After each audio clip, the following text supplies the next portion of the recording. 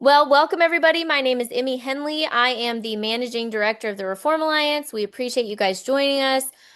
We are also joined by Darrell Smith with the Department of Education. Darrell, do you want to introduce yourself real quick? I'm sure most people know you. Well, for you all that do not know me, my name is Darrell Smith. I am the Assistant Commissioner for the Office of School Choice, which is where the Education Freedom Accounts are housed. We oversee the Education Freedom Accounts, and and so we are just very thankful that the Reform Alliance for hosting tonight and for allowing you and others to have the opportunity to help us make a better program for you so that this program does what it was intended to do, which was to resource you in educating your child in an environment that works best for them. So we're looking forward to this conversation and hearing what you have to say. And so, Emmy, I'm going to turn it back over to you at this time.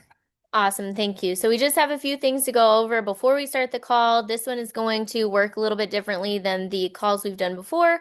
Um, So first of all, we appreciate everyone's input. We're not here to rewrite the rules. We are here to get feedback on the user experience, things like that. Our goal is to have you guys share your experience, gather feedback, and then we want ADE to walk away with a working list of ideas to improve that experience for you and to build a better program. Um, if we do not get to everything that you've shared or concerns that you have, everything that's on the Google Doc that we have will be sent to ADE and they will address it. Spencer's also going to put that in the chat. So if you didn't have a chance to fill that out or you haven't, your concerns aren't addressed tonight, you can fill that out at a later date and get those addressed. So the process for sharing tonight is participants who would like to speak, you can use the raise your hand feature. Um, and then we will be able to unmute. I say we, Spencer's going to unmute you. And you will be able to share your concerns. It makes it easier within the list of attendees to find you if you use the raise your hand feature. We would like you to just briefly share it as time is limited. We have an hour, and we will be having another one of these on August 6th, but please be considerate of everyone else's time. We would like you to keep the dialogue respectful. And then if you would prefer to submit a written comment, you can use the Q&A button at the bottom of your screen and we can all see that and we can address it on the webinar. So as I've said, not everything will most likely be addressed tonight as we have a limited amount of time, but we will do our best to get to as much as we can.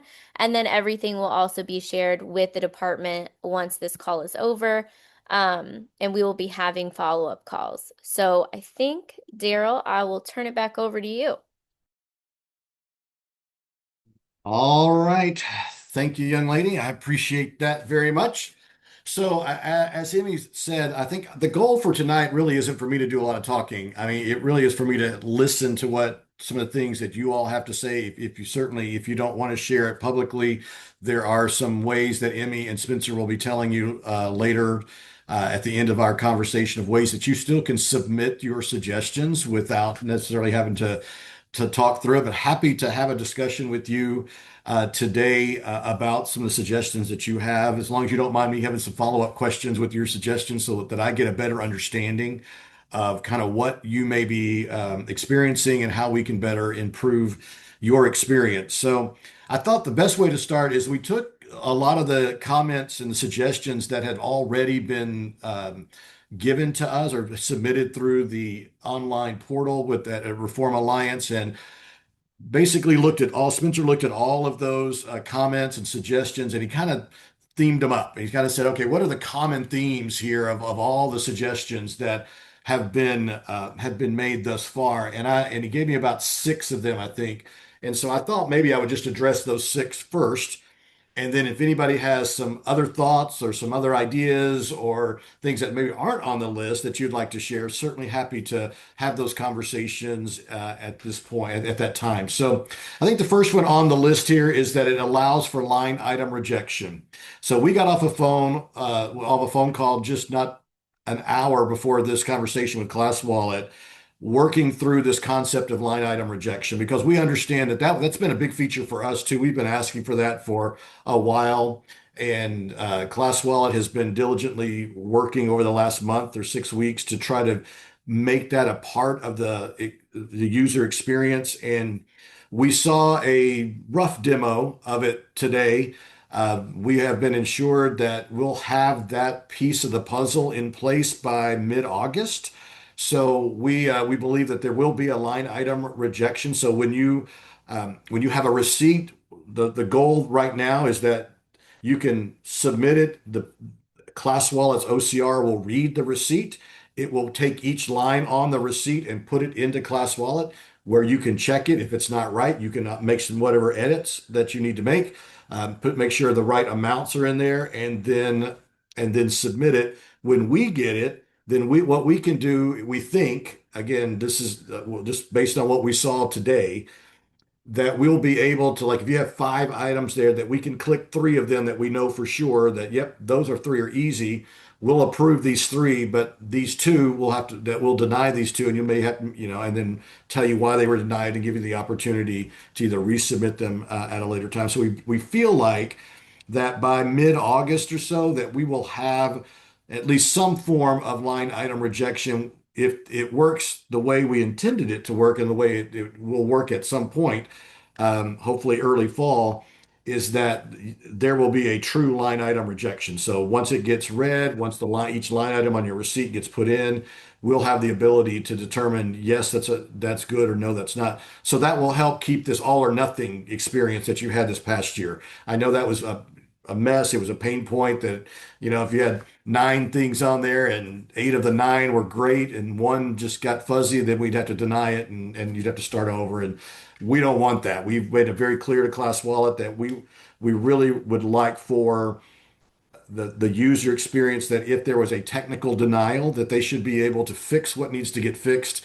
put it back in. Also, that we should be able to not deny an entire receipt because 1 or 2 things are either not eligible or not legible, or that we would have more questions about. So I think we're working really quickly towards that one. I think we're gonna have a resolution to that hopefully the next 6 weeks, 4 to 6 weeks. The next one's kind of right on the heels of that, which is to create an easy fix for simple mistakes. I kind of addressed that just recently here. Because again, what I call that is it's just a technical denial. It's like you submitted something, the receipt was blurry, maybe something got cut off on the receipt, and we could see it. We probably are okay with it, but because it doesn't meet all the criteria, we would have to deny it. So what we're hoping to do, and this is a feature that's not there yet, but based on today's conversation, feel like it can get incorporated into some of the other development and things that are being developed by Class Wallet, is to uh, when we see one of those technical denials that needs additional documentation, or that needs to you to resubmit the same documentation, maybe a little bit more legibly, that we can put that in kind of a holding tank, let you know what's missing or what needs to be done, let you upload additional documentation, and then this is where we're not totally sure what's going to happen, either that once it gets submitted, we have a person reviewing that group of submissions, or it gets put back into the general population at the top, right? So you're not waiting at the back of the line again. It gets put back kind of where you were, kind of like we save your spot in line. And then when you resubmit it, it flags us in some way so that we can then know that, oh, okay, this has been a resubmission to fix whatever needed to be fixed. We can look at it and move on. So you don't have to, I had my turn, now I got to go wait. Now I'm 10,000, 10,000th person in line. And we know that was a a scenario that many of you had to go through, throughout this year, and we recognize that that's not good, not necessarily fair, but it was the way it worked. And so we are working with Class Wallet to improve that process as well. Clarity on approved items and allowable spending amounts. That's a really, really good one, and one again that we are working right now on some public facing documents that will, number one, explain how we think. What does ordinary necessary mean? What does that mean in real language and easy language? What are the categories that we see spending in? What are the ordinary or typical ranges of that we would consider acceptable in each one of those ranges, so that if you're looking at a microscope or something and it says, well, typically microscopes are running about $200 to $300, but yours is $700, know that since it's way out of that range, that you're probably going to need additional justification to do that. And so we're going to be providing a lot of public facing documentation over the next probably 4 to 6 weeks. Probably our goal is to get all that out before the August 21st disbursement date, so that we can have some not only training periods, some webinars, but also have a place for you to get that information, to look up that information, to see what's going on in that world. In addition to that, one of the other things that we're working on, and this probably won't be ready till maybe September, is a pre-approval tool, so that you can.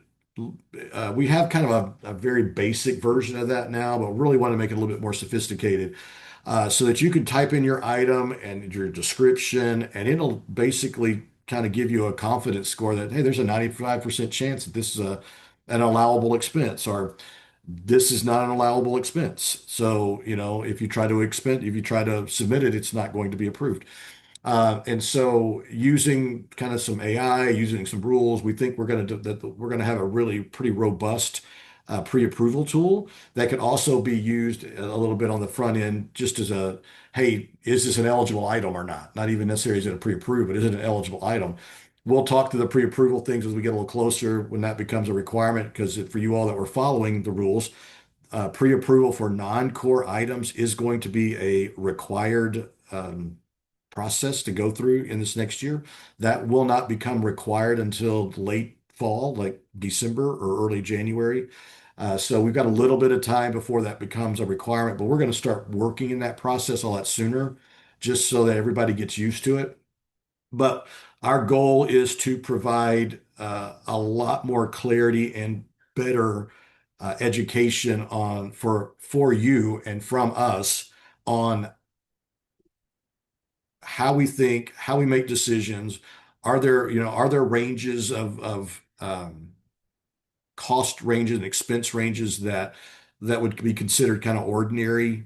In addition to that, we were just talking about this. Emmy and Spencer and I were talking about this.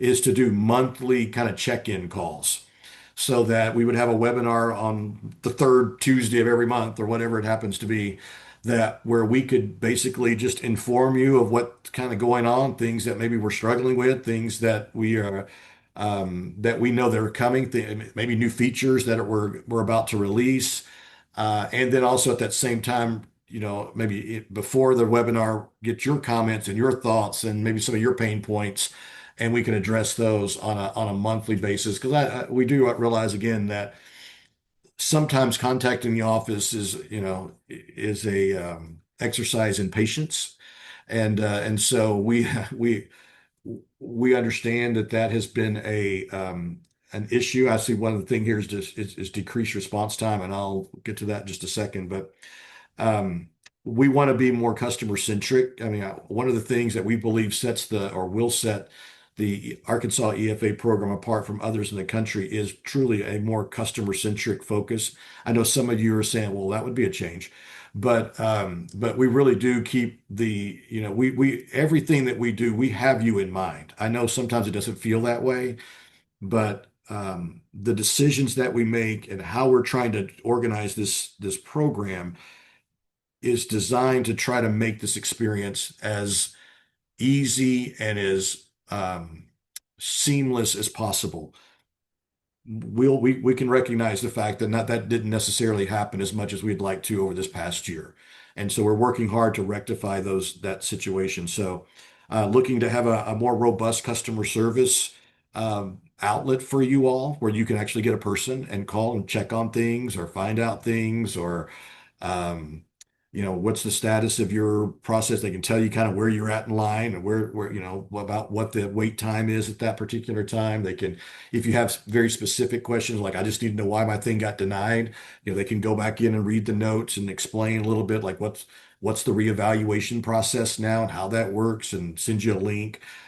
So we're really looking to just really I guess develop, a more robust customer service experience for you, and giving you more options to contact people so that you can get your questions answered faster because we recognize that email was not necessarily the most efficient way to get things done in this past year. Phone calls were difficult because just there was a lot of them, and it was difficult to get a real person online. And sometimes leaving a voicemail may get checked 3 weeks later, and you'd already resolved your problem or given up at that point. And so we don't want that to be the experience going into 26, 27. We want you to have a positive experience. We want you to be able to get your questions answered in a timely manner. And we want your submissions to get through and for us to review them and get a decision on them much, much quicker than we did this year. Our goal, what we're benchmarking, there you go, benchmarking ourselves on is no more than a 25-day turnaround between the time that you submit your receipt and the time that you get a review and a decision on your submission, as well as the pre-approval processes and some of those things that will make things go a lot faster. So we're working really hard to make sure that that system will allow us to do that regardless of the volume. Because we realize there's going to be somewhere around 50,000 probably people in the program this next year, which is about a 10% increase over last year. And which means there's 10% more submissions, at least. And so we're preparing for that, and we're preparing for how can we work within that volume and still keep that 25-day turnaround, which while that may sound like a long time, that's honestly one of the fastest turnarounds in the country. For an EFA program it is as expansive as ours is. There really are only two other programs, Arizona and Florida, whose program is allows for the types of expenditures that our program allows for. Most of them are very, very targeted and very, very limited in what you can do with your money. Ours is not. And that's, the pros of that is that it gives you lots and lots of options. The cons of that is that it requires a little bit more time to review those things because there's so many different things to be considered. So we're gonna make it easier for you to understand what we're doing and why we're doing it. We're going to communicate better on the front end. We're going to be more responsive to your questions during the process, and then give you a very clear path for either a reevaluation or a clear path to understanding the difference between a core educational expense and a non-core educational expense, because those are those go down different paths of review.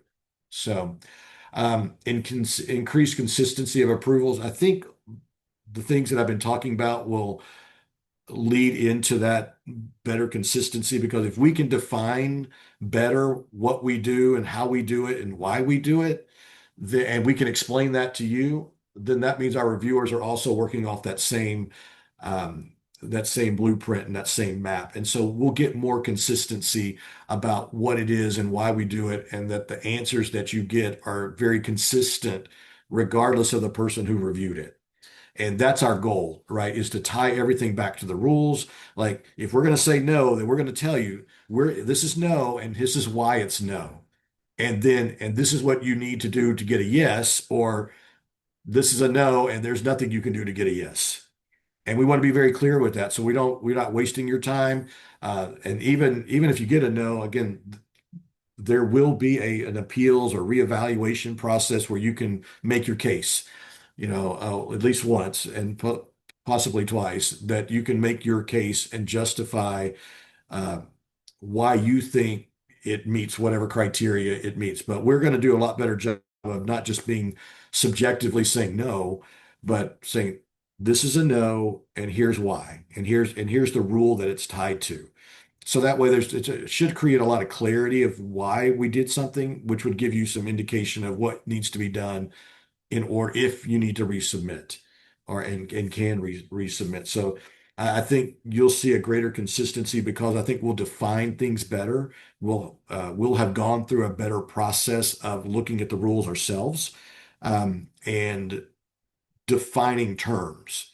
Like today, one of those I think terms was we were looking at a phrase for core educational expenses that was like directly tied to the student's education to, to the learning, right?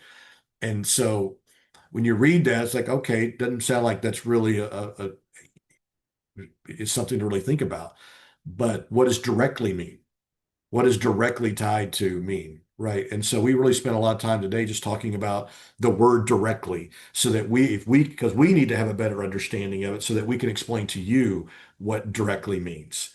And so those are the kind of things that we're talking about, literally going by, looking at words that need defining so that if we can define, that's going to create consistency for the reviewers. It's also going to create clarity for you. And so that's what we're shooting for going into this 26, 27. The last one I think in our recurring themes bucket was provide a solution for sales or opportunities, I guess, for purchases without time for pre-approval. My guess is those are the things I need something now, and I don't have time to go through the pre-approval process. Um, I think we're going to work on that. I'm not sure exactly how we're going to, how we're going to do that yet, to be very honest with you.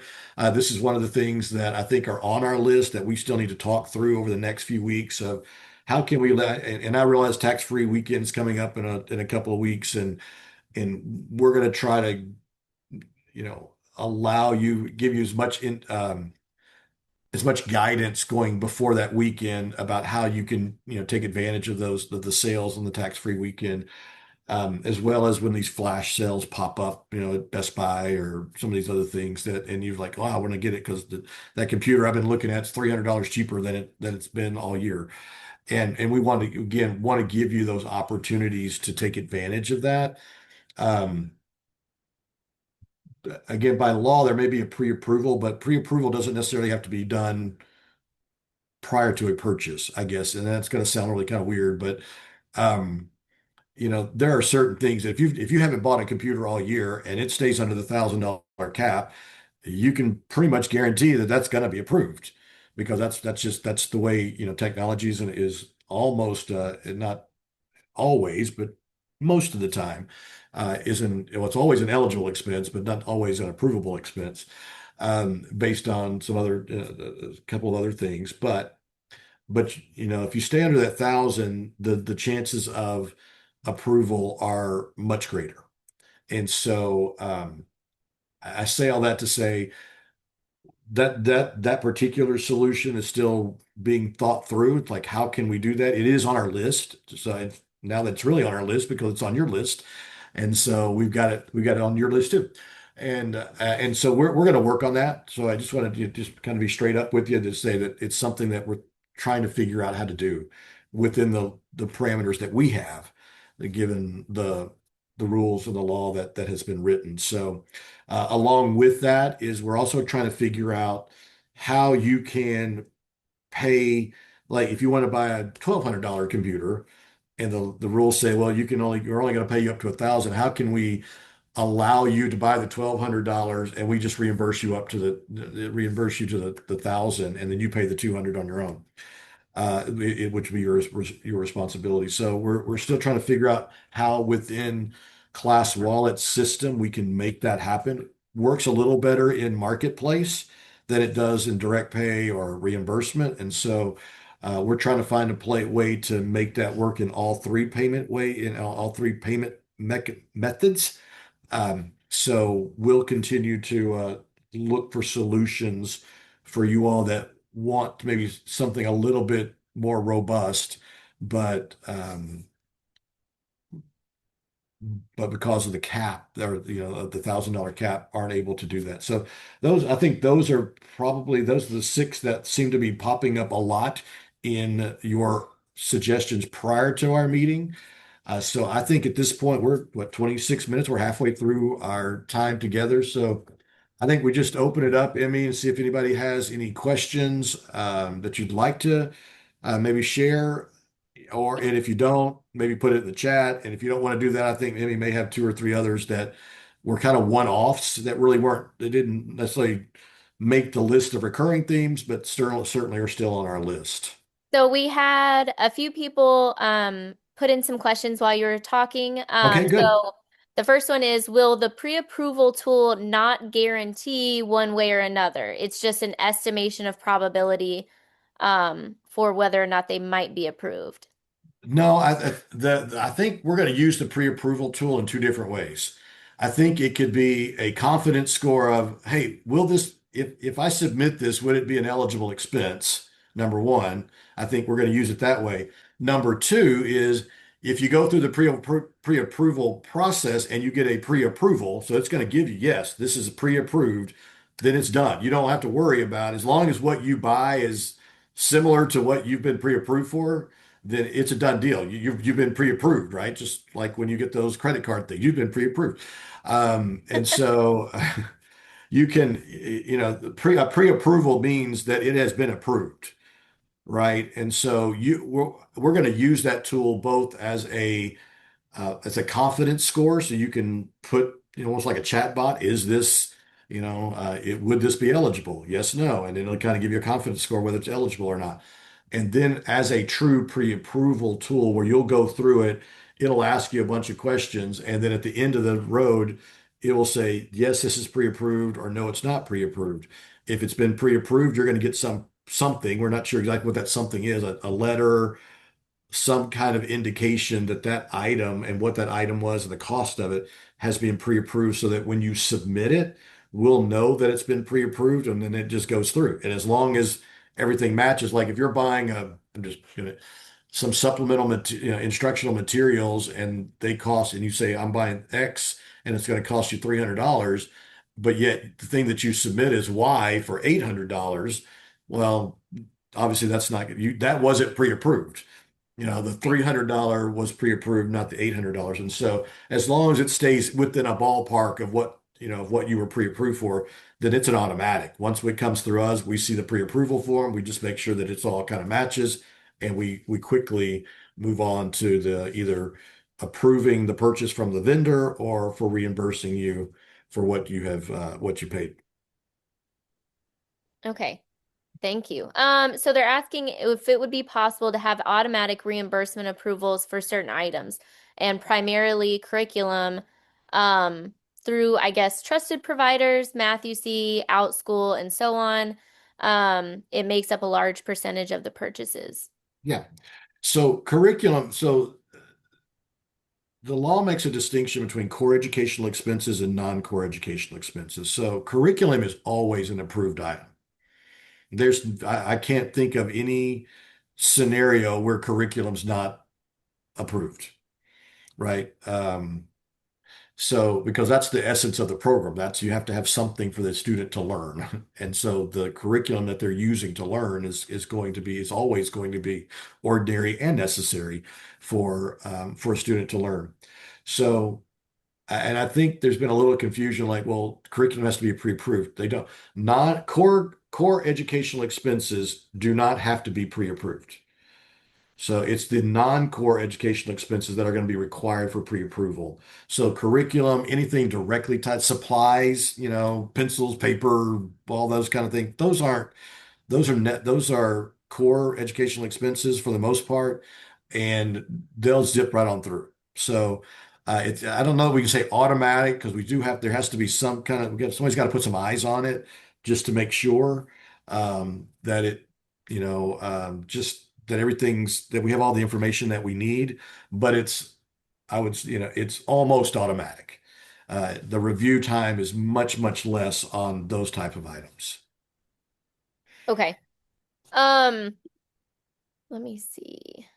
And I guess the other thing that we're talking about, and we're not totally sure how to make this work in the class wallet universe right now, is I think what that particular question was alluding to is kind of a preferred vendors list. Like, we know that we've already curated and vetted this vendors list, and everything they sell is approved, is eligible. And again, I think there could be a quicker review process. I don't know that we can do automatic. It's kind of that same philosophy of still got to check some boxes there, but that process can go through a lot quicker. And so we're looking at how do you do that in the class wallet world? Okay. Awesome. So this one, I think you've kind of covered it a little bit throughout your talking, but it says, can you define core curriculum more clearly? Yeah. The best way to describe core curricular right now is those items that are absolutely 100% necessary and essential for your student to learn in that particular course. Right. So it's a textbook, it's a pencil, it's a paper, it's a calculator, it's those things that they would not be able to take that class or do that course without those items. So if So you're doing a syllabus, think of it like a required items for on a syllabus. Those are the kind of items that would fall directly in the middle of that core educational expense. So real quickly, just to oh wait, sorry, it went away. Just to clarify more, they were asking like, is art for a year a core curriculum, or is it only just like math, language arts, science, and history? Yeah, I would say probably your core, think about it as your core courses as would be your core education. Arts, fine arts, those kind of things. Those would be more co-curricular courses. They're not under the extracurricular cap, so they don't fall under that 25% spending cap. But they wouldn't necessarily be core. They would be, we would consider those co-curricular courses for, a lot of your languages, STEM, fine arts, art, those types of things all fall under co-curricular, debate, things like that. Okay. Sorry about that. I should have read the whole thing. No, you're good. Um, You're good. so someone's asking why have they already had something kicked back for the pre-approval when the rule hasn't been implemented yet? Is this something that's going on, or um, when is that starting? Well, if you've submitted something in the pre-approval portal, so again, that was we've had a pre-approval portal through most of the second half of the school year. Um, and so just as a way for people, if they wanted to, it was optional. If you wanted to kind of get an idea of whether or not something was going to be approved or not, you could go through that first. And so we've had that we're going to make that more intuitive and more robust and more seamless going into next year. So what our promise or what we've worked on doing, we've had some people looking at is going through those things that if people submitted a pre-approval, we still wanted to, help. We still wanted them to get an answer, even though the process is not necessarily going to be required until later. Some people chose to use the what we already had. And if you chose to use it, we felt like we needed to at least give you an answer. So if somebody said, "Hey, I've submitted something through the pre-approval portal that currently exists," then and we saw it, then we would go through it and go through our review process and say, "Yep, this would be yes, this would be good, could be approved," or "No, it's not going to be pre-approved," or would not be approved. So I may be misunderstanding here, and she says that the item was purchased prior to the rules changing. So I'm not sure, and if you want to clarify, please feel free to add that into the Q&A part, and we can go over it again. But is it possible that something that they submitted for reimbursement got denied and was suggested to go back for pre-approval, and maybe that's something that they need to just contact the office directly on, like my. Yeah, it sounds like that may be a very just a case that we would have to learn more, know more. I would have to know more about the details of it, and probably don't have time to Okay. go through all that in this particular meeting. But I would say definitely contact us. You can resubmit on August 3rd. August 3rd, the Class Wallet portal opens back up, so families can resubmit their receipts or submit receipts that they've collected over the last maybe 4 or 5 weeks for reimbursement. So we'll because everything opens back up on August 3rd. First disbursement date for the first funding for the 26-27 school year is actually August 21st, I believe. So yeah, so is it possible that a reimbursement request was denied? Yes. I mean, there's very possible that, we processed everything that was submitted prior to June 30th, and went through and made a review decision just like we would every, and sometime if it got through, if it was approved, it was paid. If it didn't get approved, then it was sent back with a note explaining why it wasn't approved, and then probably either suggesting that you resubmit on August 3rd, or a reason why that wouldn't be, that we would need for additional information in order to, to make another decision. Okay, yeah. I figured it was probably more specific, so we can reach out about that one specifically. Okay, are you all still planning on hiring additional employees to review and approve, to make the process go faster? Yes. So we're still always looking at this point to develop a larger staff, as well as working with Class Wallet to create a more efficient platform, which will allow the existing staff and those that we've added to be more efficient, which will then keep us on a faster turnaround time. Like I said, our goal right now is to benchmark against a 25-day turnaround, if not faster. And so everything we're doing is working between adding staff and adding platform efficiencies to keep us in that framework. Okay, great. Um, this is from a micro school, so it says, will direct pay still be behind? Is that something that you're also going to do the 25-day turnaround?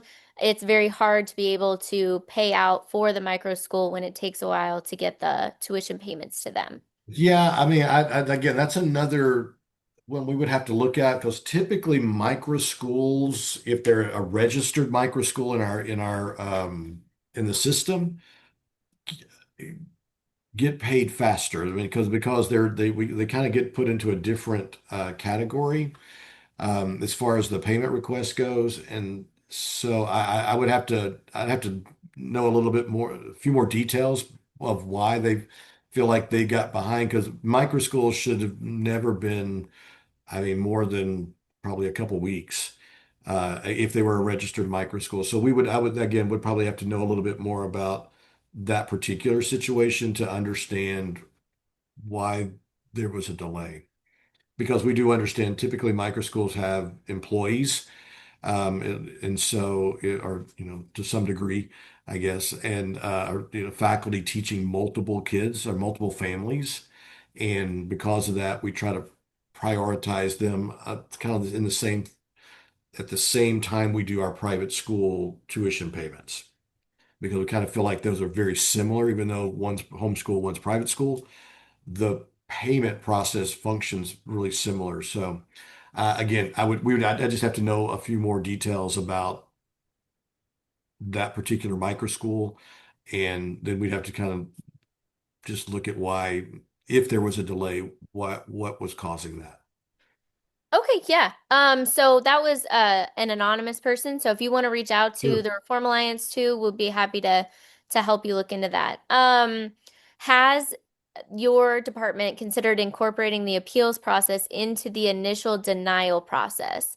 Currently, if a purchase is denied, families have to submit a new request. So I think you kind of mentioned this, moving it to the top. So it says combining the denial and appeal process could help reduce delays and improve efficiency. Yeah, so there's going to be we're going to call it a reevaluation. That's the term we're going to use going forward. That if you get something denied, then there's going to be a pathway for reevaluation. So it's not just resubmit and get in the back of the line and hope and wait till you get, your turn comes up again. There's going to be a streamlined process for that reevaluation. So once it gets denied, here's the reason it gets denied. Here's the process for reevaluation with whatever was required by that particular reviewer. It'll go through that. It'll get reviewed by a different reviewer, so that with obviously the original notes plus whatever new information was and then I think and then with whatever justification that the family wants to provide to to satisfy the reason for the denial. So, to answer your question, yes, I don't know that it's incorporated with the denial, but there's going to be a streamlined process for the reevaluation, so you don't have to wait in line again. Okay. Um, I'm sorry. I have to the sun You're is weird. good. Um, so how are the supplies for learning projects going to fall into the pre-approval or automatically approved items For example, a sewing project, can I assume the materials needed would be approved, or do I need to go to the store, figure out the exact prices for the materials list, including any fabric, and then submit for pre-approval, and Yeah, then go back to actually buy them? so that's a great example of what of how the pre-approval process is going to work. So what I would suggest in that case is because that's not a core educational expense, that would be either a co-curricular or extracurricular project. And so you would go through the pre-approval process. Here's my project. Here's all the things that I need to make this project work. We'd look at it, send you back the thing, said, yep, that all those look good. Go get them. And so I guess to answer that question specifically, yes, you would need to, yeah, and I don't know that you have to give us like the SKU item, the SKU number on what item you're going to get, but it's like, hey, I want to buy fabric, and fabric's going to cost X number of dollars or estimated cost X number of dollars, and I'm going to buy whatever else you would need to do the sewing stuff. And here's the course. If it's a co-curricular course, here's the syllabus and those. So it's, that these items are required for us to learn. If it's just an off course, like it's not of an elective, I guess, if you want to look at it that way, then more than likely it's going to get kind of tossed into more like an extracurricular. And so which is good and bad. I mean, it goes against your 25% cap, but it also gives you a little bit more room for what you do and what you buy. But the term course is you're going to hear that a lot over the next year, and you're going to probably see that a lot in the responses back to you. Uh, Course is defined in the rules, and we'll give you a better maybe by on the 6th, maybe we can talk about that a little bit more. But things co-curricular and core educational expenses need to be tied to a course. And so uh, basically a course just means it's defined. There's a plan for that of what the student's going to learn and how that what the objectives are and what's going to be required and to help them and what curriculum is going to be used in order for them to do this. If we're just going to teach somebody to sew, and I don't mean that in a negative sense because it's certainly a great skill to learn, and it can certainly become a career path. But if that particular thing is just I want to learn, I just want them to learn the skill, well, then that's going to be more of an extracurricular activity. If we're talking about, I'm just trying like manufacturing or some kind of, hey, where sewing is part of this career path that would lead into something that's a little different, but you'd also be more defined in what we're teaching and why we're teaching it. So that's one of those things that we talked about clarity of public facing documents and definitions. Those are some of the things that we're going to work on being very, very clear about because you're going to hear that course word is tied to a lot of things in these new rules. Um, okay, thank you. So they have a question about teacher education, not just the teacher textbook on what they teach, but books for the mom or dad to help teach their kids, or a secondary book for a read along. Is this allowed or needing a case by case approval? I again, the way I'm trying, I'm not totally sure what they're asking, but I think what they're asking for is if I need So, supplemental teaching materials to help teach a subject. So I'm a mom, I'm a dad, and I'm teaching my student math, right? Sixth grade hmm math. And hmm I want to go buy some supplemental teacher helps to help me be a better teacher of sixth grade math. That would be a required item, right? The teacher has to have good curriculum, just like the student has to have good curriculum in order to really provide high quality instruction. So, uh, without saying 100% yes on that, I would say from what I gather from that question, I would say it's a 99% yes, that any material directly related to the learning or the teaching of that student would certainly be considered a required item and probably wouldn't need pre-approval. Okay. Um, so this is again about the pre-approval request. So you had mentioned earlier that sometimes the cost can change between the time of approval on the pre-approval and then the time when they're submitting the reimbursement. They're asking, is there going to be a specific range above the requested amount allowed so we know that it's still safe to purchase? Um, Yeah, I think I don't know that we're going to say, hey, as long as it's 10% here or there. I don't know that we want to get into that game because then it just, we kind of lock ourselves into it. I think the key there is going to be, on this day, I bought this particular model of computer. Let me just use that as an example, right? As long as you buy that particular model computer, right? I don't know that we're going to have a problem with that. It, would it you need to know, be from the same place? Like if you find it at I don't think so. Because I think okay. the pre-approval is the product, not the place. We're not pre-approving Best Buy. No, We're I approving knew that. the I just 12. Well, no, I mean, it's a good question, but I'm saying I think what we're pre-approving is the 13-inch, Chromebook, right? I think that's what we're approving. And we say, okay, yeah, you can go buy a 13-inch, you're looking at the 13-inch, let's just say, HP Chromebook from Office Depot, and it's $699. And then you happen to be walking in Walmart and you're like, oh, look, there's that 13-inch Acer Chromebook, and it's only it's 499, right? Or maybe it's 799, but it's got a better warranty on it. And so it's still a 13-inch, Chromebook, and it's within a reasonable range, right? It's the same thing. Um, then I don't know that we're going to have a real problem with that. So I don't want to necessarily come in and say, okay, well, as long as you keep it within 10% of that price range, plus or minus, you're going to be fine. I mean, certainly think reasonable, right? If you submitted a 13-inch Chromebook and it was kind of a basic and it had, didn't have a lot of bells and whistles on it, and then all of a sudden you go out to Best Buy and you see this really cool looking 13-inch Chromebook, but it's $500 more than what you submitted for pre-approval, probably not, right? I mean, that just to an average person that would seem that's not really what you asked for originally, right? Yeah, it's like when my kids go, can I go buy something? We get to the store and then what they wanted to buy turns into something on the next aisle, which was double what they wanted, right?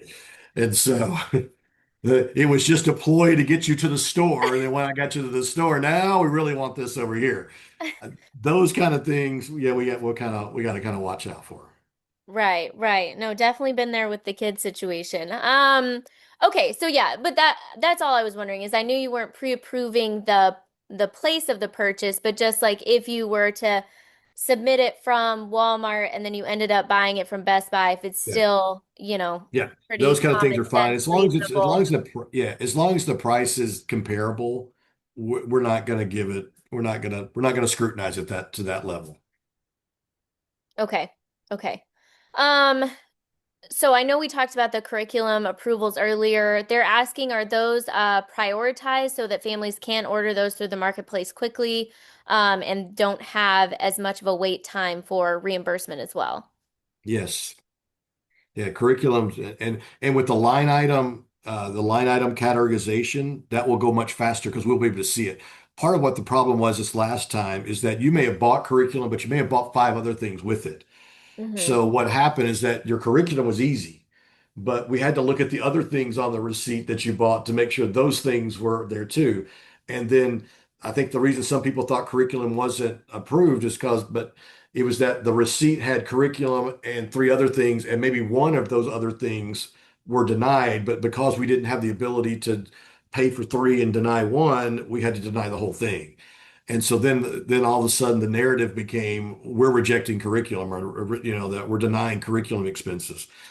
That's never been the case. It's just sometimes curriculum got lumped in with other things on a purchase, and it was the other things that got denied, not the curriculum. This line item categorization that we talked about earlier at the onset of this webinar will fix that problem because now we can approve the curriculum and not approve something else. And that, which again, I say that a little bit with kind of crossing my fingers. based on what we saw today with the class wallet demo. Okay, so just not that this will happen, but if you if you don't get line item rejections, is it possible for if you're doing a bulk order from Amazon, okay, and your curriculum is in there, but you also have a microscope. Can you submit those as two different things? And that Yes. way it would be easier. Okay, so just like if Yes. that doesn't happen, would that be the better route to take so that you don't get the whole thing rejected? I think yeah, that's probably always a better route. I mean, Okay, if we get the line items, that kind of mitigates that problem. But right. I think anytime you can, and I think that comes where that clarity of education comes in, where we can, if we help you better understand what is and isn't approved, or what's kind of an automatic almost, and what is going to have to go through a little bit more of an extensive review process, that those things that are you know, almost guaranteed to be approved, certainly submit those separately. You can take the same receipt and say on this receipt, I want you to pay for these things because these are curriculum and those are core educational items. Same receipt, I highlight the other half of the receipt, which may be other things like supplemental information that will probably be required, may require additional review. And then, yeah, well, we can pay for this one, and then this one we may ask for additional justification.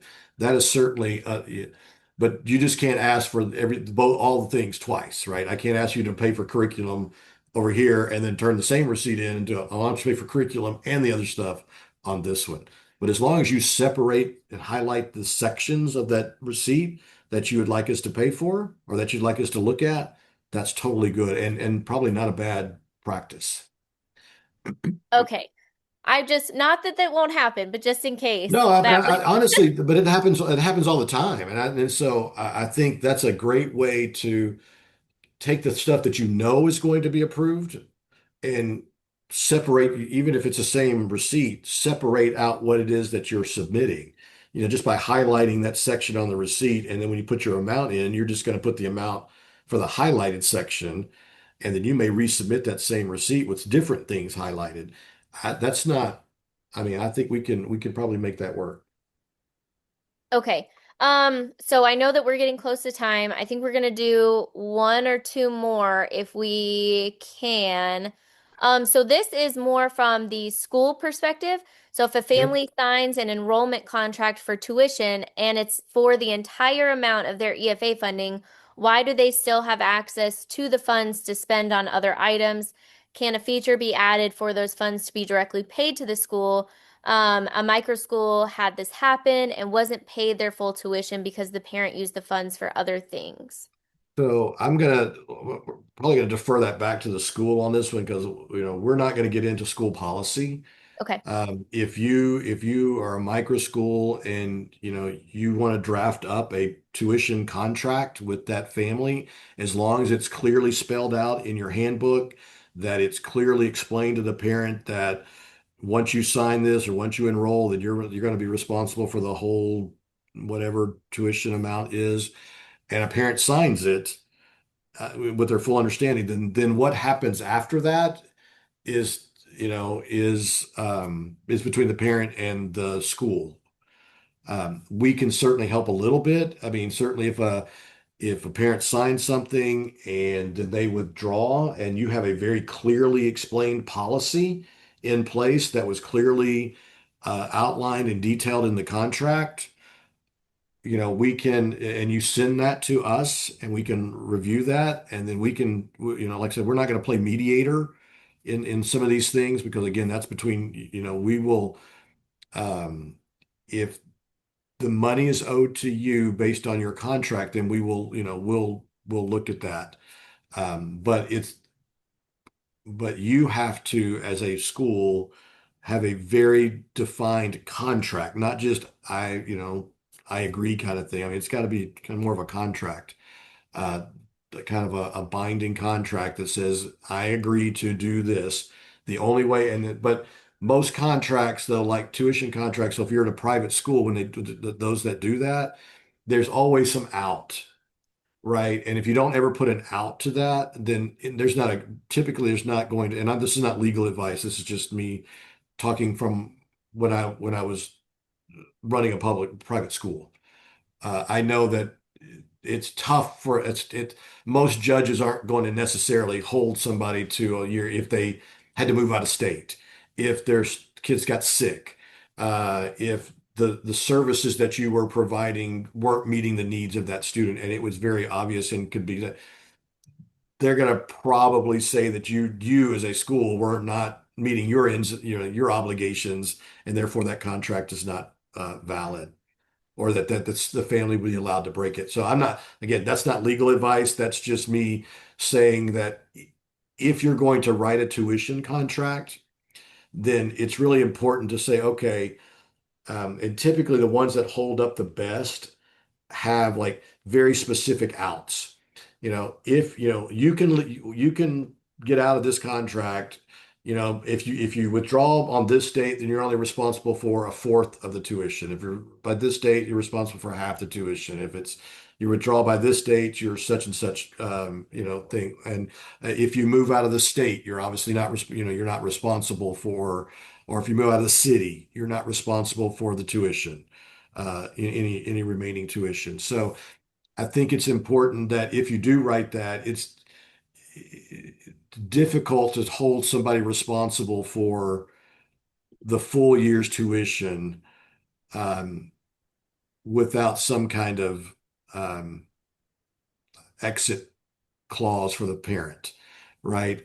Certainly want you to protect, the financial interest of your school and realize that, you're preparing and buying curriculum and those kind of things based on enrollment, just like a private school does. But to say that, if a student was there for 2 months, but yet you're going to make them pay for 10 months, that's going to be a hard sell. So I would just say it's fine to say, hey, you're responsible for the full amount, and here's the contract to make sure it's very clearly spelled out.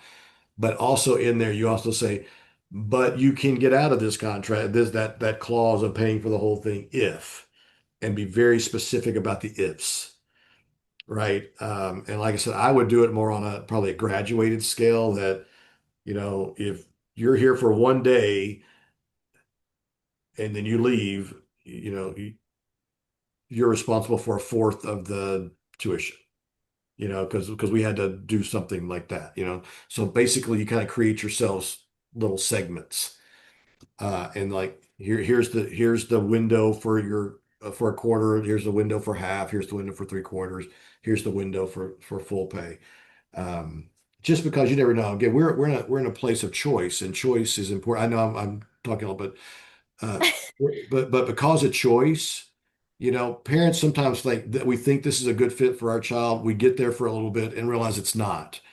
And to try to say that all of a sudden now we're going to take away the choice of that child because we're going to take all the resources away because it wasn't a good fit kind of defeats the purpose of the program.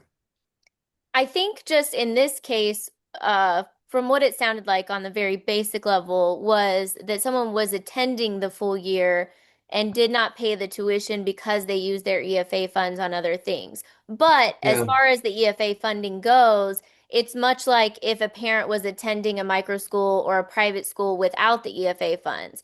I mean, if they spend their money on different things, knowing that they have to make these payments, that's not something you're not going to stop them from making other purchases because it's not, they could also be making those payments out of pocket.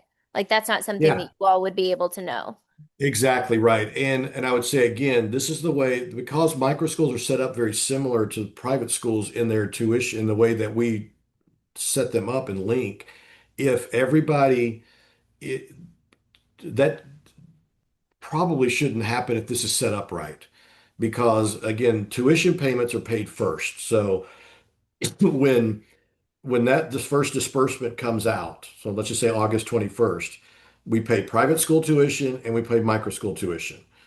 So there shouldn't be, then there should be whatever's left over, right? And then in a quarter from now, we would do that again. And next quarter, we do it again. And so we do prioritize tuition payments if the micro school is set up properly and registered with us. If they're not, then again, we don't have a lot of control over how they spend their money and don't spend their money. Right. So that becomes a little bit more of making sure that the micro school is registered as a micro school within the EFA system and within Class Wallet, and that those families are linked properly to that school so that then it will basically the tuition payments will be run very similar to the way that we pay private schools, which means they get prioritized before in almost, within a couple of days of the disbursement. Okay. No, I think that helps. So if they have a question, they should contact you about how their micro school is registered. Yeah. And then we have reached our time. So I want to thank everyone for joining us, everyone for, keeping it respectful and participating in the conversation. Darrell, I want to give a shout out to you guys and everyone in your office. I mean, I know that this has got to be a lot. You guys have scaled from 7,000 kids to 50,000 in 3 years. And so everyone's patience, the parents, y'all's, I think it's going really well for how large it's grown and how popular the program is. And all we want to do is see it get better and open up to more families. Um, Well, thank you for that. And I do want to thank everybody for that took their time out to be with us today. Certainly, again, I think Spencer put some stuff out there in the chat that if you still have some suggestions, I mean, we're always looking to get better, right? And so certainly there's some things that kind of show up a lot in a lot of these suggestions, and we certainly want to prioritize those. But we are certainly open to all suggestions, right?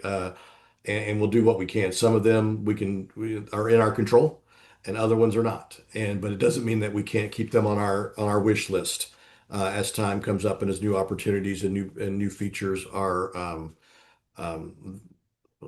are experimented with, and we can pilot, but we can work with Class Wallet to try to develop them. So don't stop, submitting suggestions, because again, we want to hear that.